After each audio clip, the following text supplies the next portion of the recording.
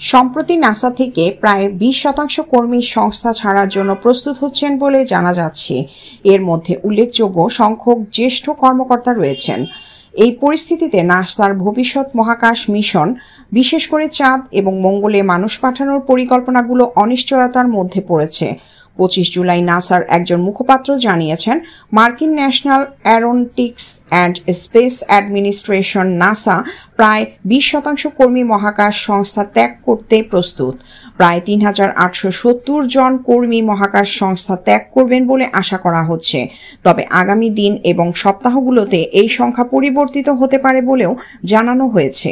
নাসায় অবশিষ্ট কর্মীর সংখ্যা প্রায় 14,000। হোয়াইট হাউসে প্রস্তাবিত 2026 সালের বাজেটে নাসার তহবিল 25% কমানোর পরিকল্পনা করা হয়েছে। এতে 5,000-এর বেশি জনবল ছাঁটাইয়ের সুপারিশ রয়েছে। বর্তমানে নাসার 10টি আঞ্চলিক কেন্দ্র থেকে ছাঁটাই প্রক্রিয়া চালানো হচ্ছে।